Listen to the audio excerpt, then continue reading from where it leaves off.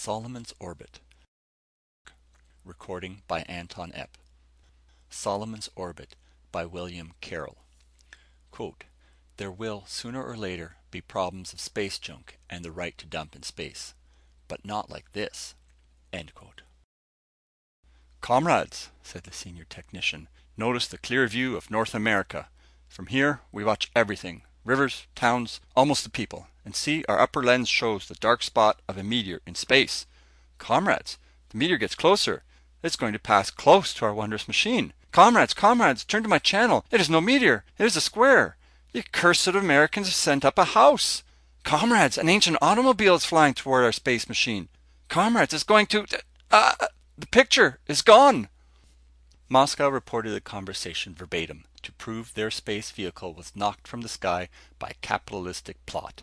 Motion pictures clearly showed an American automobile coming toward the Russian satellite. Russian astronomers, ordered to seek other strange orbiting devices, reported, "We've observed cars for weeks, have been exiling technicians and photographers to Siberia for making jokes of Soviet science. If television proves ancient automobiles are orbiting the world, Americans are caught in obvious attempt to ridicule our efforts to probe mysteries of space."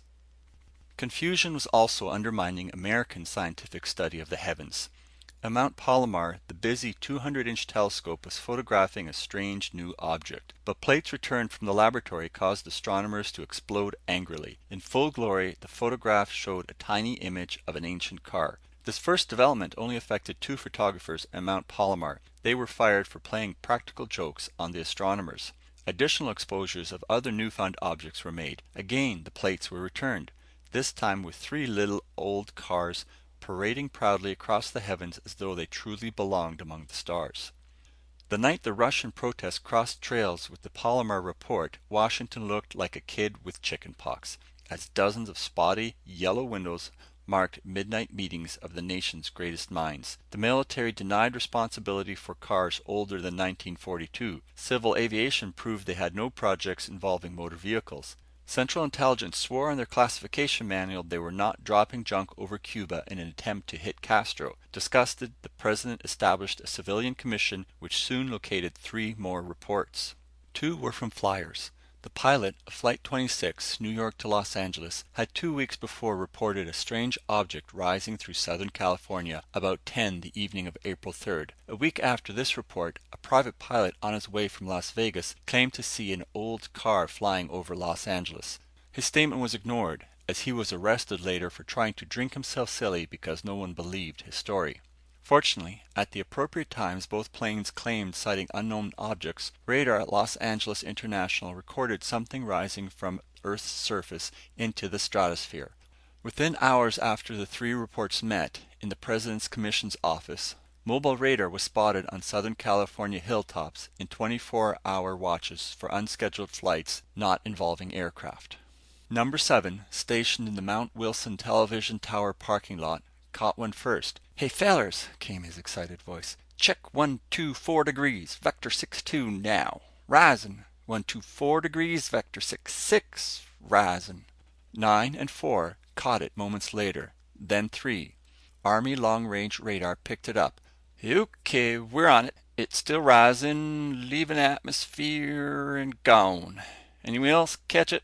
Negative responses came from all but 7, 9, and 4. So well spread were they that within minutes headquarters had laid 4 lines over Southern California. They crossed where the unsuspecting community of Fullerton was more or less sound asleep, totally unaware of the making of history in its backyard. The history of what astronomers call Solomon's Orbit had its beginning about 3 months ago. Solomon, who couldn't remember his first name, was warming tired bones in the sun in front of his auto-wrecking yard a mile south of Fullerton. Though sitting, he was propped against the office, a tin shed decorated like a Christmas tree with hundreds of hubcaps dangling from sagging wooden rafters. The back door opened on 2 acres of what Solomon happily agreed was the finest junk in all California. Fords on the left, Chevys on the right, and across the sagging back fence a collection of honorable sedans whose makers left the business world years ago. They were known as Solomon's Classics. The bright sun had Solomon's tiny eyes burrowed under a shaggy brow which, added to an Einstein-like shock of white hair, gave him the appearance of a professor on sabbatical. Eyes closed, Solomon was fondling favorite memories, when as a lad he repaired steam tractors and followed wheat across central plains of the United States. Happiness faded as the reverie was broken by spraying gravel signaling the arrival of a customer's car. "There's Uncle Solomon, Dad," a boy's voice was saying. "He gives us kids good deals on hot rod parts. You just gotta take a look at his old cars, 'cause if you want a classic, Uncle Solomon would make you a good deal, too. I just know he would." "Sure, son. Let's go in and see what he's got," replied a man's voice. As Solomon opened his eyes, the two popped into reality. Heaving himself out of the sports car bucket seat that was his office chair, Solomon stood awaiting approach of the pair. "Mr. Solomon, Georgia here tells me you have some fine old cars for sale." Sure have, sure have. They're in back. Come along, I'll show you the shortcuts." Without waiting for a reply, Solomon started, head bent, white hair blowing, through the office, out the back door, and down passages hardly wide enough for a boy, let alone a man. He disappeared around a hearse and surfaced on the other side of a convertible, leading the boy and his father a chase that was more of a guided tour of Solomon's yard than a shortcut. "Yes, sir, here they are," announced Solomon over his shoulder. Stepping aside, he made room for the boy and his father to pass between a couple of Ford Tudors. Three pairs of eyes, one young, one old, the other tired, were faced by two rows of hulks, proud in the silent agony of their fate. Sold, resold, and sold again, used until exhaustion set in, they reached Solomon's for a last brave stand. No matter what beauties they were to Solomon's prejudiced eyes, missing fenders, rusted body panels, broken wheels, and rotted woodwork bespoke the utter impossibility of restoration. "See, Dad, aren't they great?" Georgie gleefully asked. He could just imagine shaking the guys at school with the old Packard after Dad restored it. "Are you kidding?" Georgie's dad exploded. "Those wrecks aren't good for anything but shooting at the moon. Let's go." Not another word did he say. Heading back to the car parked outside Solomon's office, his footsteps were echoed by those of a crestfallen boy. Solomon, a figure of lonely dejection in the gloom, overshadowing his unloved cars, was troubled with smog causing his eyes to water as tired feet aimlessly found their way back to his seat in the sun. That night, to take his mind off worrisome old cars, Solomon began reading the previous Sunday's newspaper. There were pictures of moonshots, rockets, and astronauts, which started Solomon to thinking. So, my classics are good only for shooting at the moon. This thing called an ion engine, which creates a force field to move satellites. Seems like a lot of equipment. Could do it easier with one of my old engines, I bet. As Solomon told the people in Washington several months later, he was only resting his eyes, thinking about shop manuals and parts in the backyard, when suddenly he figured there was an easier way to build a satellite power plant. But as it was past his bedtime, he'd put one together tomorrow. It was late the next afternoon before Solomon had a chance to try his satellite power plant idea. Customers were gone and he was free of interruption. The engine of his elderly Moorland tow truck was brought to life by Solomon almost hidden behind the huge wooden steering wheel. The truck lumbered carefully down rows of cars to an almost completely stripped wreck holding only a broken engine. In a few minutes, Solomon had the engine waving behind the truck while he reversed to a clear space near the center of his yard. Once the broken engine was blocked upright on the ground, Solomon backed his Moorland out of the way, carried a tray of tools to the engine, and squatted in the dirt to work. First, the intake manifold came off and was bolted to the clutch housing so the carburetor mounting flange faced skyward. Solomon stopped for a minute to worry. If it works, he thought, when I get them near each other, it will go up on my face. Scanning the yard, he thought of fenders, doors, wheels, hubcaps, and that was it. A hubcap would do the trick. At his age, running was a senseless activity, but walking faster than usual, Solomon took a direct route to his office. From the ceiling of hubcaps, he selected a small cap from an old Chevy truck. Back at the engine, he punched a hole in the cap through which he tied a length of strong twine. The cap was laid on the carburetor flange and stuck in place with painter's masking tape. He then bolted the exhaust manifold over the intake so the muffler connection barely touched the hubcap. Solomon stood up, kicked the manifolds with his heavy boots to make sure that they were solid, and grunted with satisfaction of a job well done. He moved his tray of tools away and trailed the hubcap twine behind the solid body of a big old Ford station wagon. He'd read of scientists in blockhouses when they shot rockets and was taking no chances. Excitement glistened Solomon's old eyes as what blood pressure there was rose a point or two with happy thoughts. If his idea worked, he would be free of the old cars, yet not destroy a single one. Squatting behind the station wagon to watch the engine, Solomon gingerly pulled the twine to eliminate slack. As it tightened, he tensed, braced himself with a free hand on the wagon's bumper, and taking a deep breath, jerked the cord. Tired legs failed, and Solomon slipped backward when the hubcap broke free of the tape and sailed through the air to clang against the wagon's fender. Lying on his back, struggling to rise, Solomon heard a slight swish, as though a whirlwind had come through the yard. The scent of airborne dust bit his nostrils as he struggled to his feet. Deep in the woods behind Solomon's yard, two boys were hunting crows.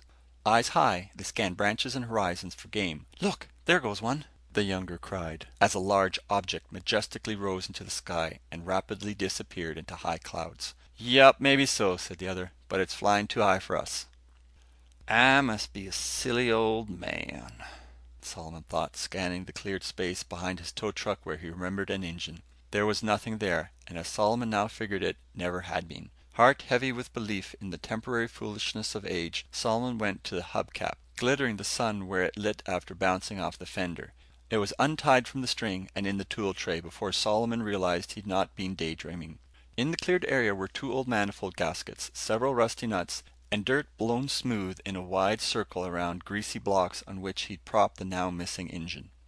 That night was a whirlwind of excitement for Solomon. He had steak for dinner, then sat back to consider future success. Once the classic cars were gone, he could use the space for more profitable Fords and Chevys. All he'd have to do would be bolt manifolds from spare engines on a different car every night, and he'd be rid of them. All he used was vacuum in the intake manifold, drawing pressure from the outlet side of the exhaust. The resulting automatic power flow raised anything they were attached to. Solomon couldn't help but think. The newspapers said scientists were losing rockets and space capsules so a few old cars could get lost in the clouds without hurting anything. Early the next morning, he towed the oldest hulk, an SX, to the cleared space.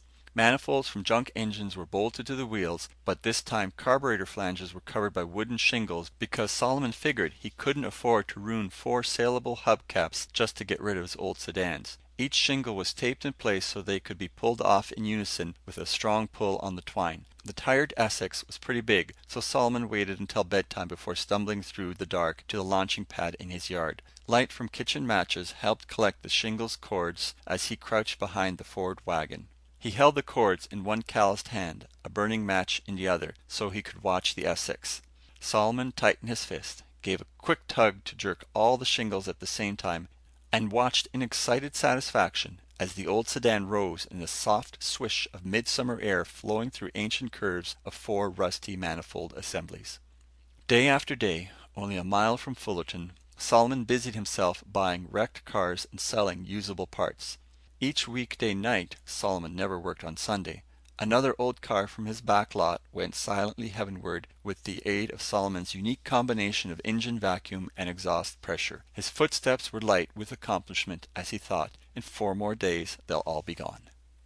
While the Fullerton radar net smoked innumerable cigarettes and cursed luck ruining the evening, Solomon scrambled 2 eggs, enjoyed his coffee, and relaxed with a newly found set of old 1954 Buick shop manuals. As usual, when the clock neared 10, he closed his manuals and let himself out the back door.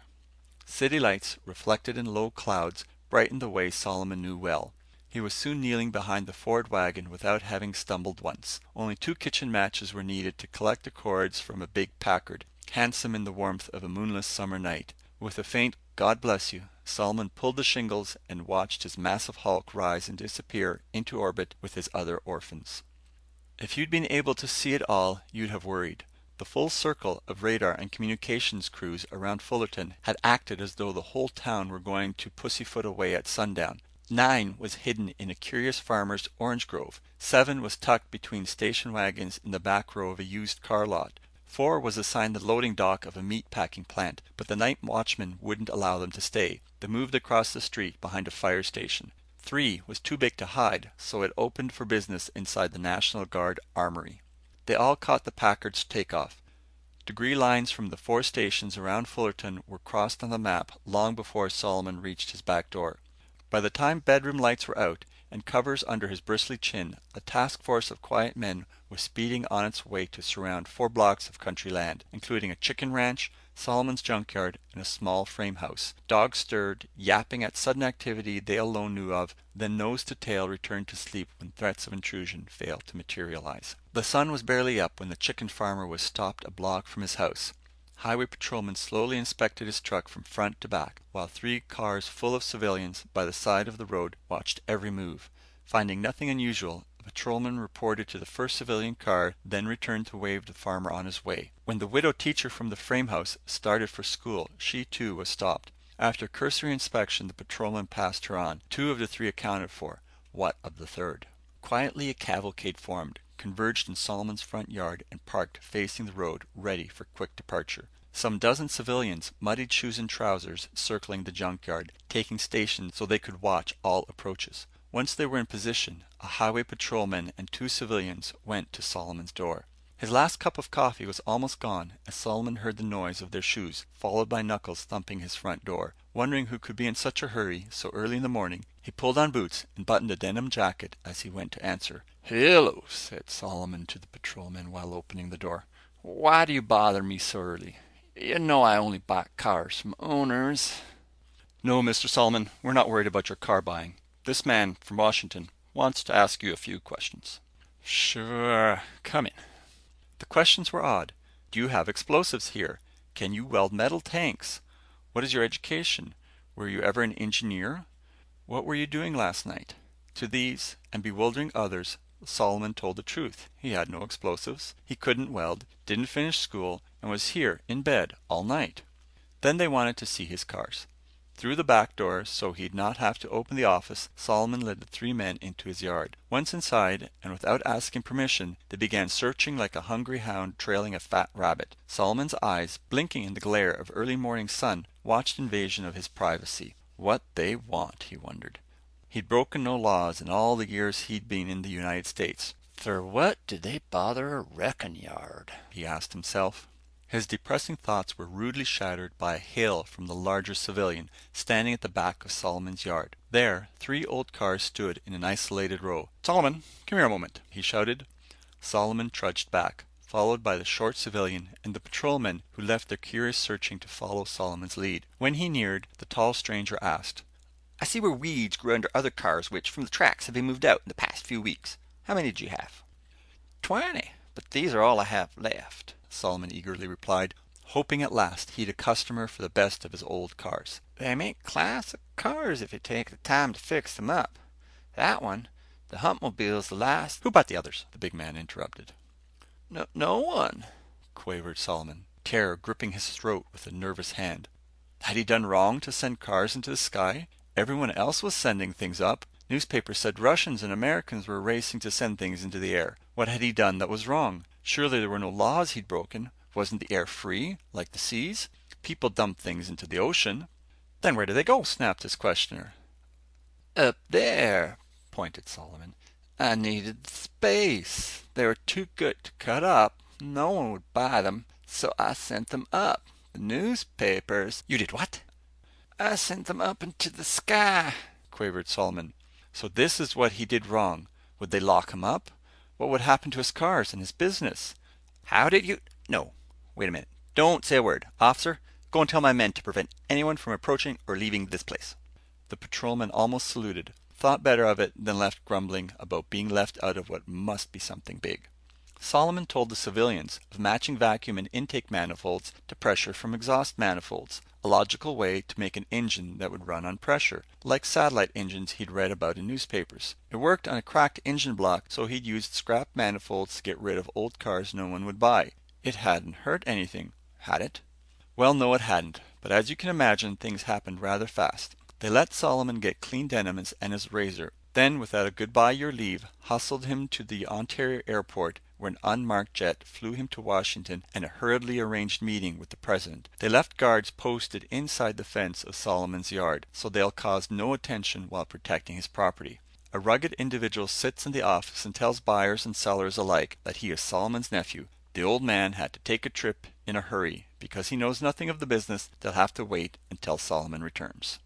Where's Solomon now? Newspaper stories have him in Nevada showing the Air Force how to build gigantic intake and exhaust manifolds, which the Strategic Air Command is planning to attach to a stratospheric decompression test chamber. They figure if they can throw it into the sky, they can move anything up to what astronomers now call Solomon's orbit, where, at last count, 16 of the 17 cars are still merrily circling the Earth. As you know, one recently hit the Russian television satellite. The Russians, we're told they're still burning their fingers trying to orbit a car. They can't figure out how to control vacuum and pressure from the manifolds. Solomon didn't tell many people about the shingles he uses for control panels, and the Russians think control is somehow related to kitchen matches a newspaper reporter found scattered behind a station wagon in Solomon's junkyard. End of Solomon's Orbit by William Carroll.